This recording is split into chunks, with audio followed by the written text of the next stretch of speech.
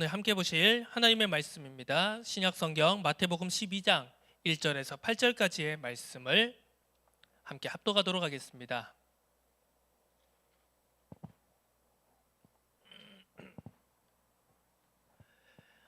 제가 가지고 있는 신약성경 18페이지에 있습니다. 마태복음 12장 1절에서 8절까지의 말씀입니다.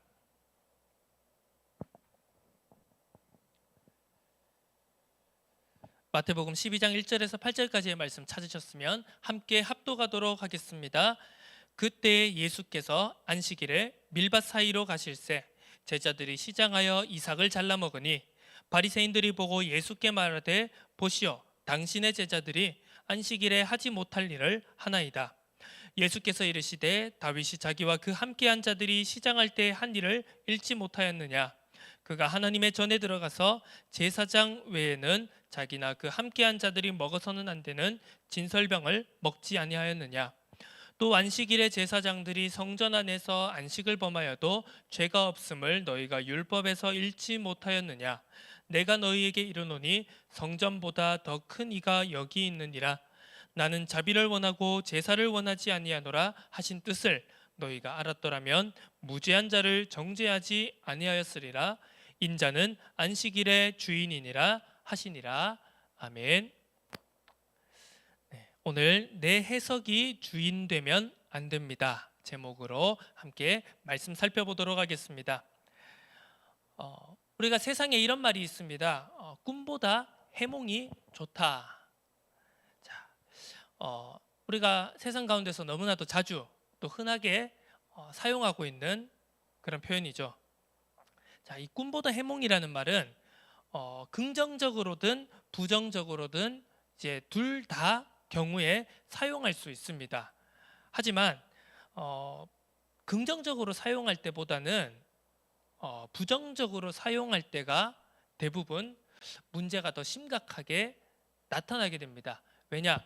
긍정적으로 이 꿈보다 해몽이라는 표현을 사용하게 될 때는 뭐 아무리 안 좋고 좀 부정적인 심각한 상황이라 할지라도 어떻게 보면 야, 꿈보다 해몽이지 라고 하면서 이제 그 모든 것들을 최대한 긍정적으로 그리고 무언가 희망을 가지고 다시금 도전하고 일어설 수 있는 그런 방향으로 이렇게 이끌어 가는데 이 표현이 사용된다는 것입니다. 하지만 이 표현이 부정적으로 사용될 때는 어떠한 일이 일어나겠습니까?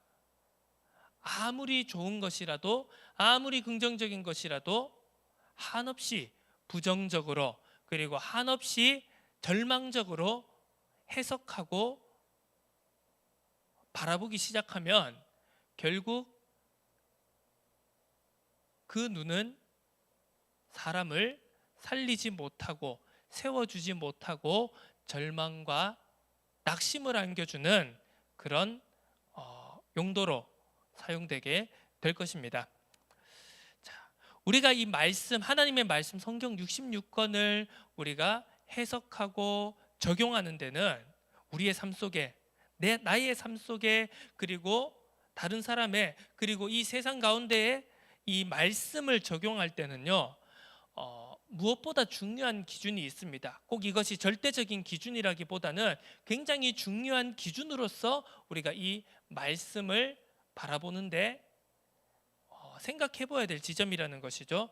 그것은 바로 이 말씀을 적용하고 해석할 때는 과연 내가 사람을 그리고 문제와 환경을 살리느냐 죽이느냐 주저앉히느냐 세워주느냐라는 이 기준이 굉장히 중요한 관점으로 작용한다는 것입니다.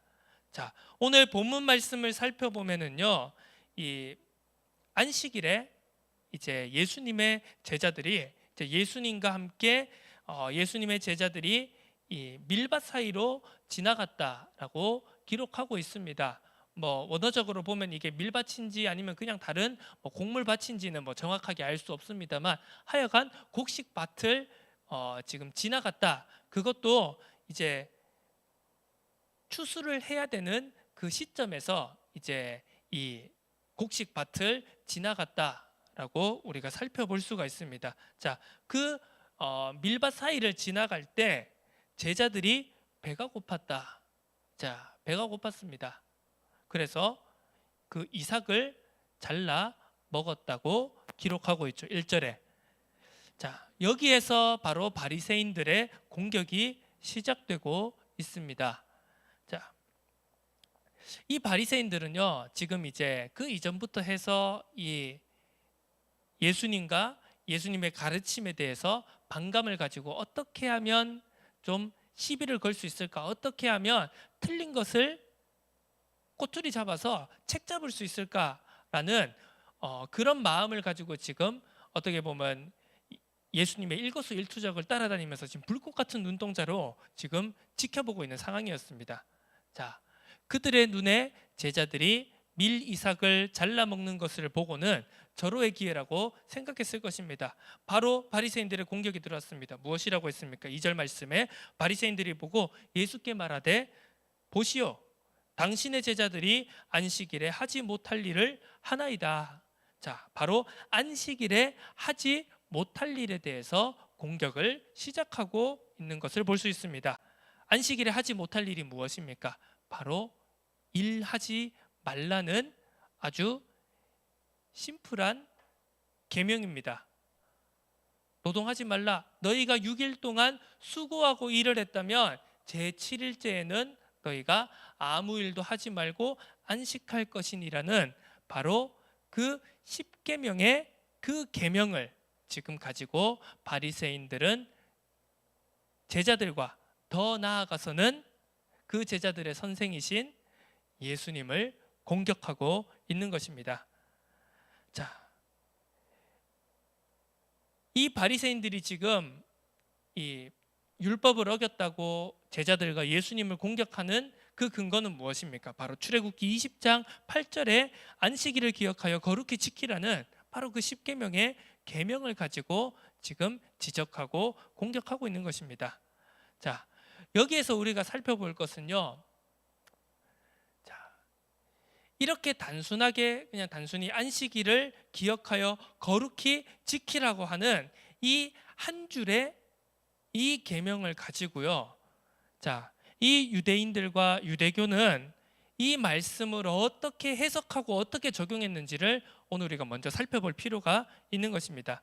자, 이 유대교에는요, 보통 우리가 이제 이 율법이라고 하는 이제 가장 그 율법의 근간이 되는 모세의 10계명과 그리고 광야 생활을 통하여서 하나님께서 이스라엘 백성들에게 주신 그 많은 규례들과 율법들, 또 그리고 그 모세의 율법들을 가지고 이제 그 이후에 수많은 서기관들과 그리고 율법 학자들과 그리고 이제 포로 귀환 시대 이후에는 이제 이 바리새인들과 랍비들과 이런 여러 율법 학자들이 이제 이 율법을 연구하고 해석하여서 이제 수많은 이제 적용들을 새롭게 추가한 내용들이 있었습니다. 그것을 이제 통칭해서 우리가 흔히 성경에서도 이 유대인의 전통이다 이렇게 표현하고 있는 것이죠.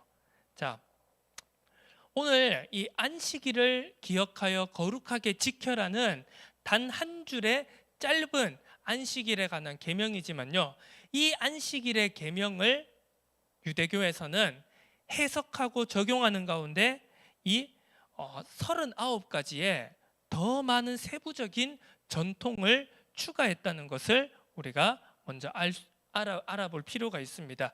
물론 여기서 오늘 우리가 39가지 전통을 다 일일이 열거하기는 힘들겠지만요, 안식일을 지키기 위해서는 이걸 이렇게 해야 되고 저렇게 해야 되고 저렇게 해야 되고, 자, 모세의 율법에는 나와 있지 않은 다른 장로들의 그리고 율법 학자들의 수많은 해석들이 여기에 이제 정리되어지고 담겨져 있다는 것입니다.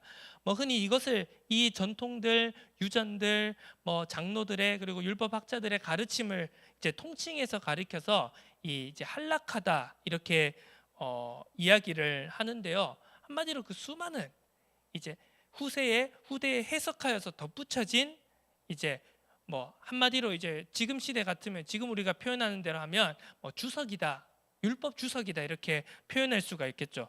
자, 이 모세의 율법, 이 십계명과 그리고 광야 시대에 하나님께서 이스라엘에게 주신 이 율법, 그리고 이 율법을 해석하여서 주석한, 적용한 이 수많은 전통들, 이 할라카에 대한 이 부분을요, 우리가 어떻게 하면 좀 쉽게 이해할 수 있겠습니까? 제가 이제 얼마 전에 어떤 이제 한 목사님의 비유를 듣고는요, 굉장히 재미가 있어서, 그리고 오늘 이 율법과 전통에 굉장히 이제 들어맞는 비유인 것 같아서 오늘 제가 한번 좀 인용해 보려고 하는데요. 자, 이렇습니다. 비유를 들자면요. 자, 기차가 10시에 출발을 합니다. 자, 기차가 오전 10시에 출발을 해요. 그래서 그 기차를 타야지 이제 무엇인가 이제 목적지로 이제 다다를 수 있는 겁니다. 자, 10시에서 1분이라도 늦으면 안 되겠죠. 기차가 출발에 떠나버리니까요. 그래서 자, 기차를 타려고 모이는 사람들이요, 기차 출발 시간에 늦지 않으려고 자, 우리는 1시간 더 일찍 모이자 이렇게 서로 약속을 한 겁니다. 자, 뭐 사실은 타기만 하면 되는 것 아니겠습니까? 10시에 출발 시각, 기차가 떠나기 전에, 문이 닫히기 전에 늦지 않게 딱 정확한 시간에 그냥 딱 타서 출발하면 되는 거지 않겠습니까? 그런데 야, 우리가 막 그렇게 막 조급하게 다급하게 그렇게 딱 시간 맞춰서 탈 필요가 있겠냐? 우리가 늦을 필요 없이 딱 우리가 약속해서 정해서 1시간 일찍 오전 9시에 모이자 이렇게 서로 약속을 한 겁니다. 자, 그래서 오전 9시에 모여서 서로 안 늦고 그리고 함께 기차 타서 출발하면 그걸로 되겠죠. 그런데 문제가 생겼습니다.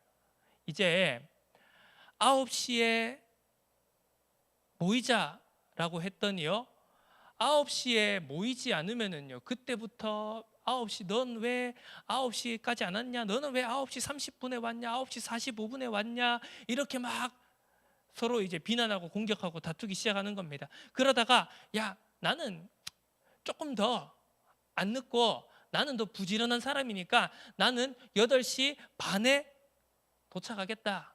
이제 막 서로 경쟁적이 되는 겁니다. 누가 더 열심히 하냐, 누가 더 부지런하냐, 이런 걸로 이제 본질과는 전혀 상관없는 그런 이제 행태가 나타나기 시작합니다. 뭐 그러다가 여러 가지 문제가 나타날 수도 있겠죠. 야, 뭐 택시를 타고 오면 되겠냐? 뭐 요즘에 환경 문제가 얼마나 심한데, 탄소 배출이 얼마나 심한데, 야, 대중교통 타라, 버스 타라, 지하철 타라, 막 이런 것들로 막 싸우기 시작합니다.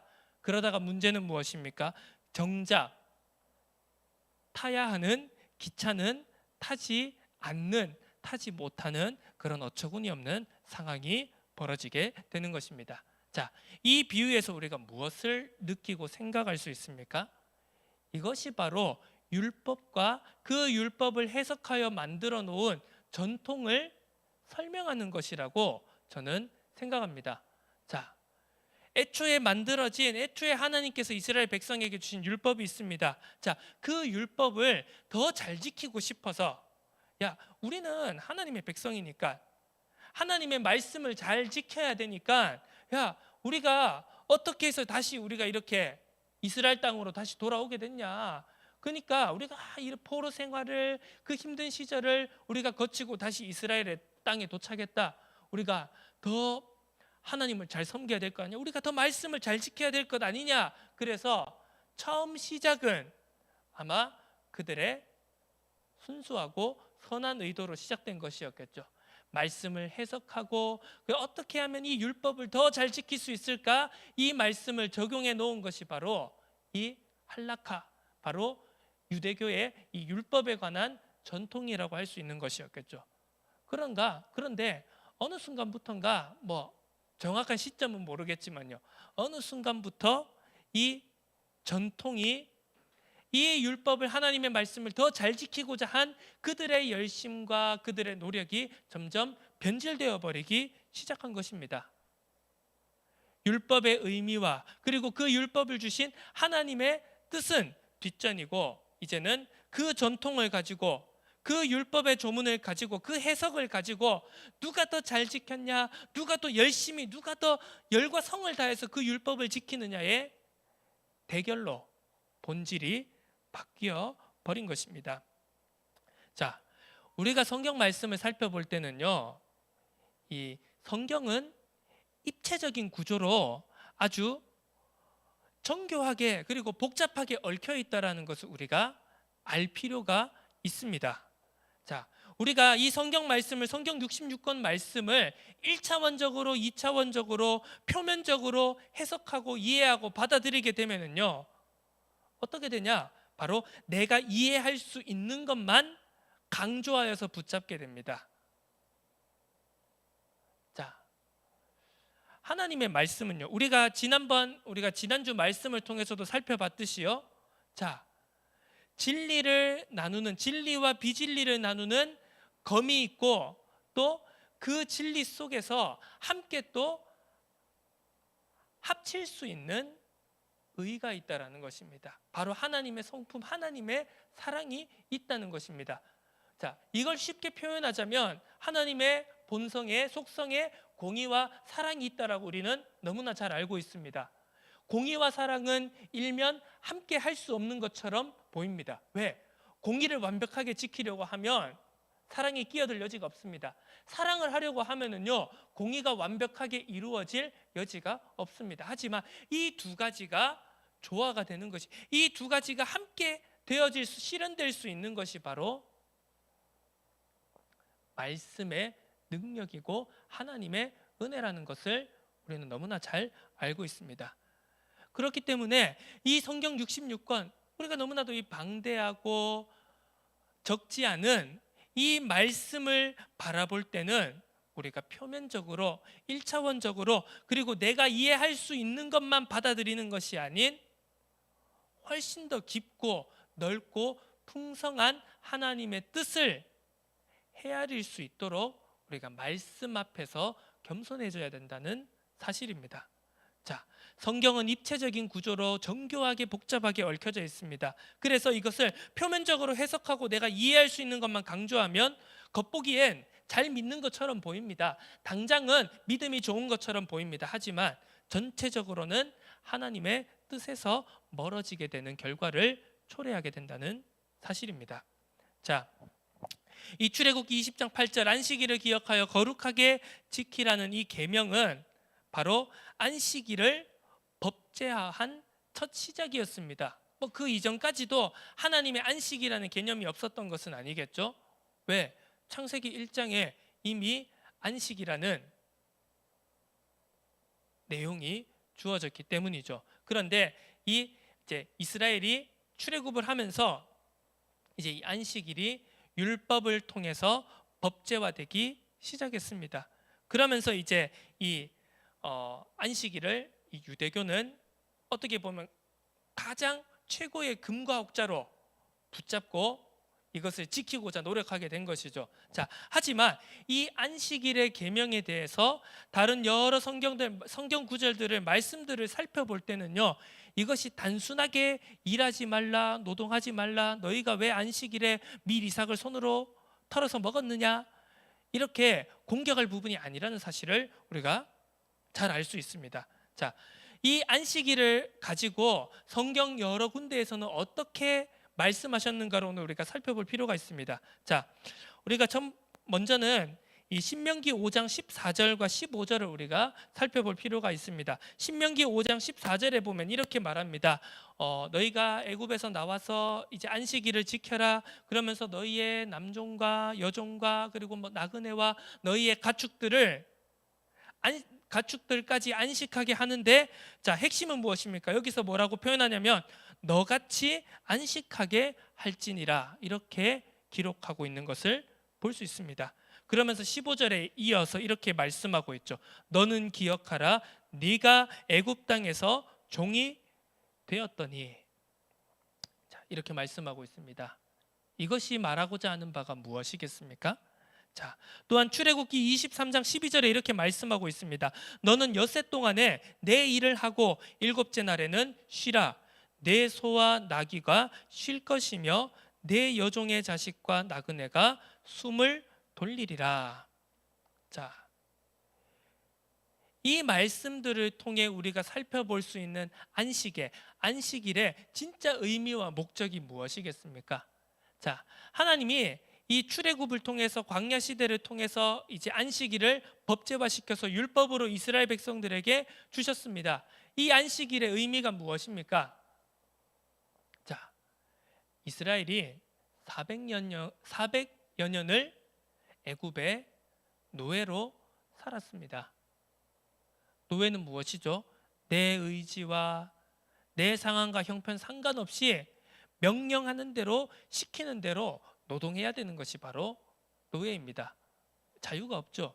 의지가 없죠. 하나님께서 구원의 손을 베풀어 이스라엘을 애굽의 손에서 바로의 손에서 건져내셨습니다. 자유케 하셨습니다. 그러면서 안식을 주시면서 이 의미가 무엇입니까? 바로 너희들이 애굽에서 종되었던 것을 기억하라는 것입니다. 바로와 애굽의 손에 바로 거짓의 아비인, 영적 거짓의 아비인 사단으로부터의 소나기에서 벗어나라. 너희들을 구원하여 주었다. 너희들을 그 소나기에서 건져 주었다. 그래서 너희들을 자유케 하였다. 그렇기 때문에 너희는 더 이상 종이 아니며 너희들은 노예 근성에서 벗어날 수 있다. 바로 이것을 안식일의 법제화를 통해서 하나님이 이스라엘 백성들에게 하시고자 한 말씀이었던 겁니다. 그렇기 때문에 이 뒤따라오는 내용들이 나온 것이죠. 너희들의 종들도 너희들의 가축들도 너희와 같이 안식하게 하라. 이 말이 무엇입니까? 그 안식일을 통해서 과거를 잊지 말라는 것입니다. 너희들이 애굽에서 종되었던 것을 잊지 말라는 것입니다. 그 잊지 않음을 통해서 하나님의 구원을 하나님이 이스라엘을 해방케 하시고 자유케 하심을 구원하심을 항상 붙들고 기억하게 하는 것이 안식일의 진짜 의미였던 것입니다. 자, 또 우리가 살펴보도록 하겠습니다. 뒤이어서 자, 이렇게 바리새인들이 공격을 하니까 예수님께서 반론을 펴셨죠. 크게 두 가지로 반론을 하셨습니다. 첫 번째는 다윗이 이제 사울 왕에게 쫓김을 당할 때 이제 피신을 하면서 이제 제사장을 찾아가죠. 제사장을 찾아가서 보니까 4절에 이렇게 말합니다. 그가 하나님의 전에 들어가서 제사장 외에는 자기나 그 함께한 자들이 먹어서는 안 되는 진설병을 먹지 아니하였느냐. 이제 다윗이 피신하던 도중에 다윗과 그와 함께한 이제 청년들이 이제 배가 고픈 겁니다. 제사장에게 찾아갔습니다. 그 제사장에게 이제 내가 왕의 명령을 받아서 긴급하게 나와가지고 무기도 가지지 못하고 음식도 챙겨오지 못했다. 그래서 나에게 혹시 음식과 무기를 줄 수 있는 것이 있느냐? 그래서 이제 그 보관되어 있던 그 성소에 이제 성막에 보관되어 있던 골리앗의 칼과 그리고 이 성막에 항상 이제 진설해 놓는 진설병, 바로 제사장 외에는 먹을 수 없는 진설병을 제사장이 허락해서 다윗과 그 함께한 자들에게 먹게 했다는 기록이 있죠. 자, 그 이야기를 하면서 보라, 다윗이 제사장 외에는 먹어서는 안 되는, 다윗과 그 함께한 자들이 제사장 외에는 먹어서는 안 되는 그 진설병을 먹지 아니하였느냐. 그러면서 또 두 번째 논리를 펴십니다. 반론을 하십니다. 또 안식일에 제사장들이 성전 안에서 안식을 범하여도 죄가 없음을 너희가 율법에서 읽지 못하였느냐. 이렇게 말씀하시죠. 자, 안식일에는 아무 일도 하면 안 되는 거 알지 않습니까? 그러면 안식일에 제사장들이 제사를 위해서 양을 잡고 씻고 불태우고 이렇게 노동하는 것은 그것은 안식일을 범하는 것이 아니냐. 하지만 율법에서는 그게 안식일을 범하는 것이 아니라고 하지 아니하였느냐. 너희가 율법을 읽어보지 못하였느냐라고 예수님께서 반문하시죠. 그러면서 6절에 내가 너희에게 이르노니 성전보다 더 큰 이가 여기 있느니라. 자, 우리가 앞서 살펴보았듯이 성경은 입체적인 구조로 정교하게 복잡하게 얽혀 있다고 했습니다. 말씀은요, 이 면만 보면 이것만이 맞는 것처럼 보이지만요, 사실 말씀의 다른 부분과 대조하고 함께 살펴보면은요, 꼭 이것이 이 뜻만 있는 것이 아니구나. 이 말씀과 이 말씀이 연결되어질 때 더 높은, 더 크신 하나님의 진짜 의미와 뜻이 있는 것이구나라는 것을 우리가 알 수 있게 됩니다. 자, 이 안식일을요, 유대교와 바리새인들은 표면적으로 그냥 해석하고 지키고자 애썼습니다. 자, 하지만 우리가 성경 말씀을 살펴보면은요, 이 안식일과 함께 연결되어진 다른 제도들과 함께 살펴보면은요, 꼭 이것이 유대교와 바리새인들이 말하는 그 안식일의 의미와는 조금 다르다는 것을 우리가 알 수 있습니다. 자, 대표적으로는요, 이 안식일과 연결된 두 가지의 더 다른 제도가 있는데요, 그게 바로 안식년과 희년이라고 하는 제도입니다. 자, 출애굽기 23장 10절에서 11절에 보니까 이제 이 안식년에 대해서 나옵니다. 안식년이 무엇입니까? 자, 안식일은 6일을 일하고 7일째 안식하는 겁니다. 그럼 안식년은 뭐죠?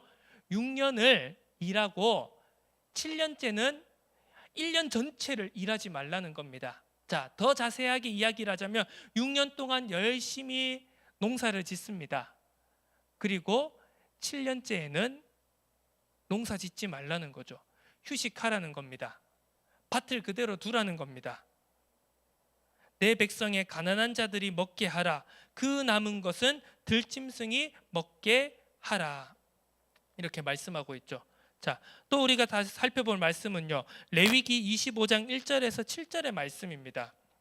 자, 레위기 25장 1절에서 7절의 말씀을 보면 또 이 안식년에 관한 설명이 나오게 되는데요, 한마디로 똑같습니다. 쉬라는 겁니다. 내 종들에게도 품꾼들에게도 안식하게 하고, 땅도 안식하게 하고, 그리고 그 곡식을 그 밭을 가만히 냅두면 그냥 알아서 그냥 뭐 대충 곡식이 자랄 거 아닙니까? 그러면 그 곡식을 가난한 자들과 들짐승이 먹게 하라. 자, 이 안식년의 의미가 무엇이겠습니까? 자, 또 희년에 관한 말씀이 나옵니다. 이 희년은 더 큰 주제이죠. 자, 안식일은 6일을 일하고 7일째 쉽니다. 안식년은 6년을 일하고 7년째 쉽니다. 이 희년은 7년에 7번, 즉 49년의 그 다음해인 50년을 쉬는 것입니다. 그러면 어떻게 됩니까? 자, 49년째 7년이 7번 반복되는 그 49년째에도 쉬고 희년인 50년째도 2년을 통으로 쉬는 겁니다. 자, 이게 무슨 의미일까요? 그냥 단순히 쉬라는 걸까요?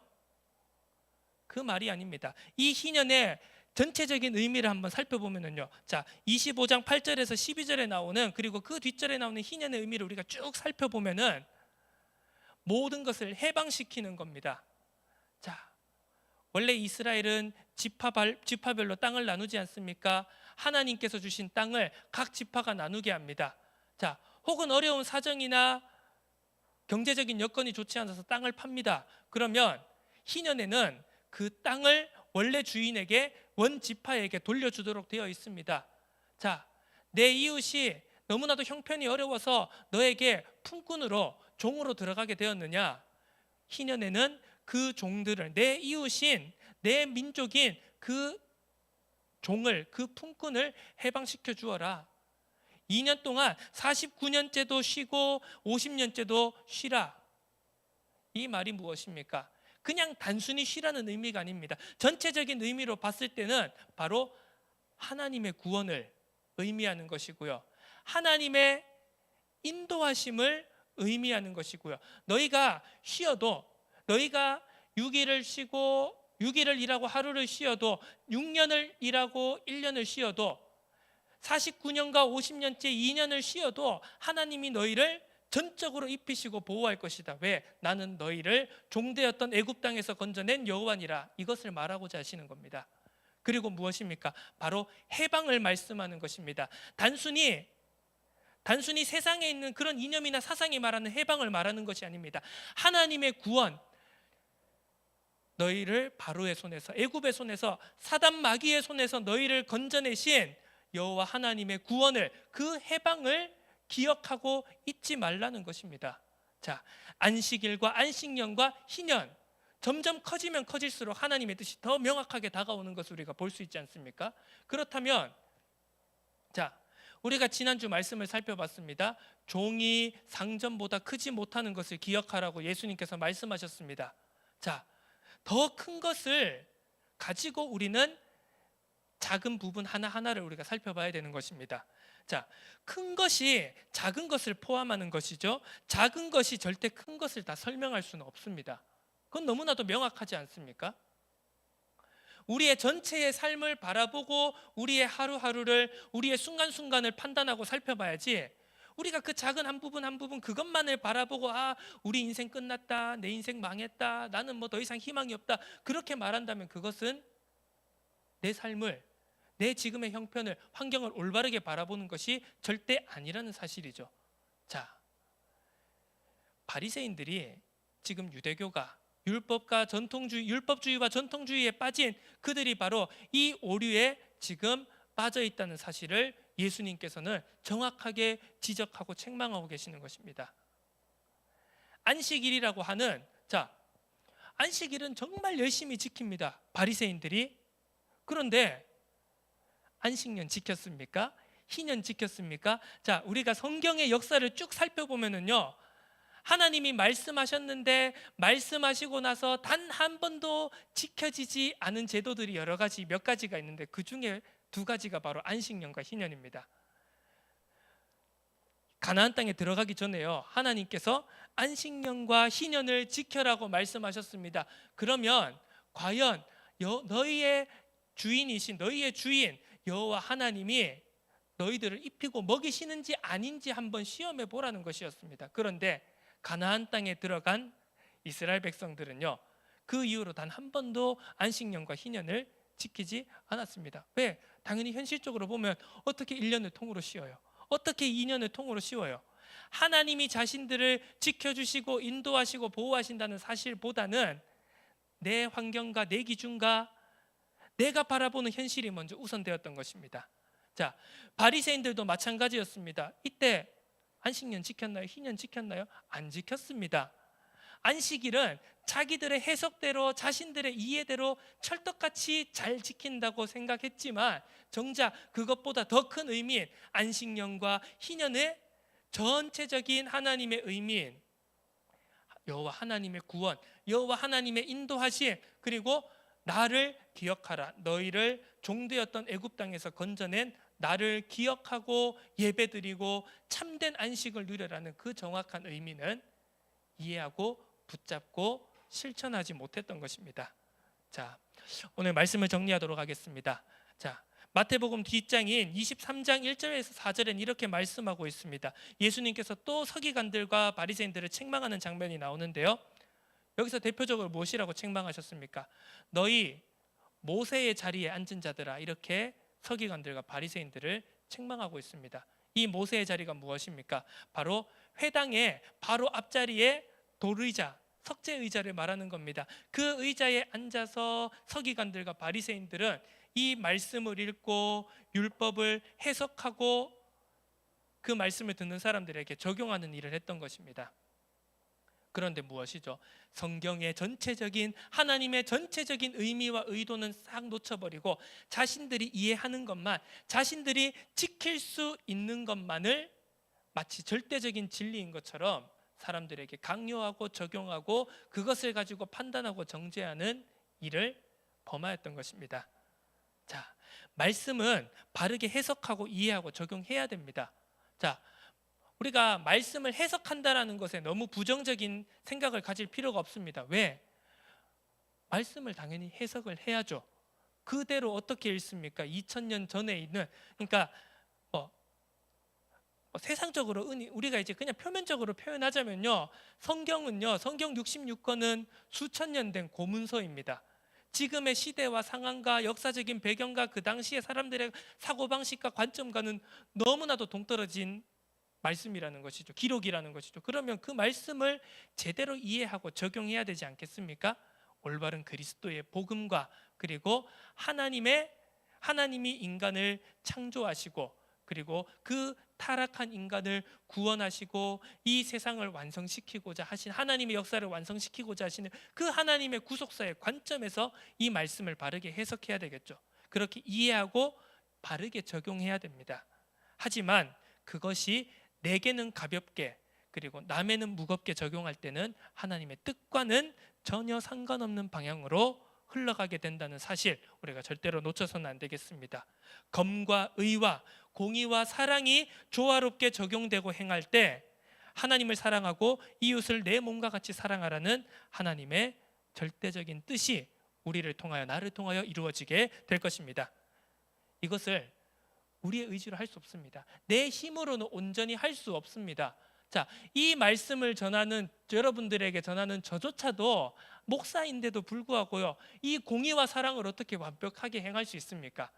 검과 의를 어떻게 정확하게 한치의 오차도, 하나님의 뜻에 한치의 오차도 없이 어떻게 적용하고 실천할 수 있겠습니까? 그럴 수가 없습니다. 저도 그렇고 여러분들도 그렇습니다. 그렇기에 우리가 무엇이 필요합니까? 바로 말씀을 의지할 수밖에 없는 것입니다. 그것도 무엇입니까? 내가 이해하고 내가 이해하고자 하는 그 한 부분의 말씀만을 붙잡는 것이 아니라 성경 66권 전체의 말씀을 우리는 읽고 바라보고 그것을 전체적으로 이해하는 것이 필요하다는 것입니다. 내가 받아들이기 싫고 내가 수용하기 너무나도 힘든 그 말씀은 버려두고 내가 이해하기 쉽고 내게 달기만 한 말씀만 적용하고 붙잡는 것이 하나님의 뜻이 아니라는 것을 우리는 붙잡아야 됩니다. 말씀 66권을 의지하는 은혜가 있기를 주님의 이름으로 축원합니다. 그리고 또 무엇을 의지해야 되겠습니까? 그 말씀의 주인이신, 오늘 무엇이라고 했습니까? 인자는 바로 안식일의 주인이다라고 말씀하셨습니다. 선언하셨습니다. 그 말씀의 주인이신 그리스도를 의지하는 은혜가 있기를 축원합니다. 그 말씀을 어떻게 우리의 이해와 수준으로 적용할 수 있겠습니까? 바로 말씀을 깨닫게 하시고 생각나게 하시는 성령의 인도를, 성령의 역사를 의지하는 은혜가 있기를 주님의 이름으로 축원합니다. 내 해석이 주인 되는 것이 아니라 내가 이해하고 내가 적용할 수만 있는 그것을 의지하고 그것이 주인 되는 것이 아닌 말씀의 전체의 의미, 하나님의 전체의 뜻, 바로 하나님을 사랑하고 이웃을 내 몸과 같이 사랑하라는 그 계명, 그 하나님의 뜻이 온전히 나의 삶을 통해, 우리의 삶을 통해 이루어질 수 있도록 이번 한 주간도 우리가 말씀 앞에 겸비하고 그리고 은혜와 긍휼을 구하는 그 축복이 넘쳐나는 한 주간이 되어지기를 주님의 이름으로 축원합니다. 기도드리겠습니다. 하나님 아버지 감사드립니다. 우리에게 은혜와 긍휼을 더하여 주시옵소서. 내가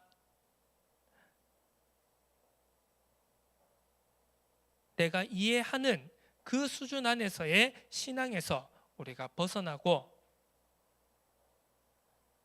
내가 이해하고 내가 받아들이고 싶은 틀에서만 신앙생활하는 그 좁은 틀에서, 그 옛 틀에서 우리가 벗어날 수 있도록 은혜를 더하여 주시옵소서. 하나님의 높고 하나님의 넓고 하나님의 깊으신 그 뜻을 깨달아 알 수 있는 은혜와 긍휼을 더하여 주시옵소서. 하나님을 사랑하며 내 이웃을 내 몸과 같이 사랑하라는 주님의 가장 크신 계명, 그 뜻을 우리의 삶을 통하여서 나타날 수 있도록 말씀을 의지하고 말씀의 주인 되신 그리스도를 의지하며 생각나고 깨닫게 하시는 성령을 의지하는 은혜가 있는 귀한 한 주간이 되도록 성령으로 인도해 주옵소서. 감사드립니다. 예수 그리스도 이름으로 기도드립니다. 아멘.